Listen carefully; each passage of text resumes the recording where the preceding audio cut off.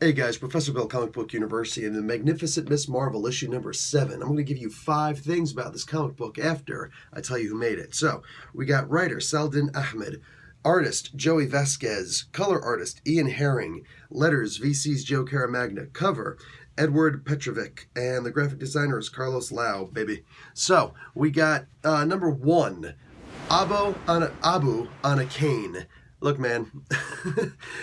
When you see your father, who is like supposed to be this really powerful figure, especially when you're like Kamala's age, you're still going to school and whatnot. Your dad is like this powerhouse, right? Larger than life. Everything in the world is about this dude. And then you suddenly see the dude on a cane or something like that. It's like, damn. Like my whole world view just completely changed. It's like this guy who's supposed to live forever, he could actually die.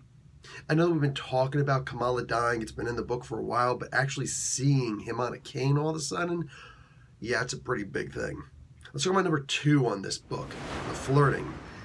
Bruno and Kamala on here, just, talking about getting their freak on. And how realistic is it that the gym coach, whatever, the teacher comes up and it's like, hey, you two are talking to each other, you're a distraction, you two run separately. How stupid are you? These two kids are going to be banging under the bleachers before you know it, and then it's just going to verify it for you that they're bad kids. You know what a bad kid is. Oh my God, you're so uptight. Anyway, yes, very realistic though. Very realistic. Actual runners, actual gym teachers and whatnot, they know that if you can't talk while you're running, then you're running too fast. So in order to truly pace yourself, having somebody who you can hold a conversation with while you're running is perfect. So what a crappy gym teacher that is. Let's talk about number 3 on this list. Zoe in the Model UN asking Kamala, will you join me in the Model UN and whatnot? That's actually kind of cool. I would love to see something like that. Why? Because now Kamala has to go out there. Like Model UN is something where you travel to different schools, sometimes different states, sometimes in a different country. My wife was in Model UN up here in Canada, and she went down to Boston one time for a Model UN conference. And it's crazy, but imagine her having to go to all these different places away from most of her friends, and then all of a sudden some crisis happens, and it's like, crap, now I got to deal with this.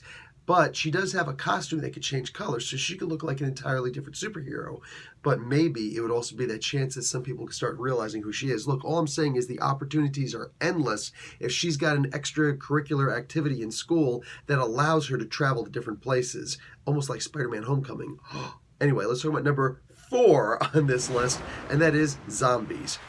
Nope, pretty much enough said. Zombies in here. We're good. Moving on. Number 5 on this list. Old enemies who I don't know who they are.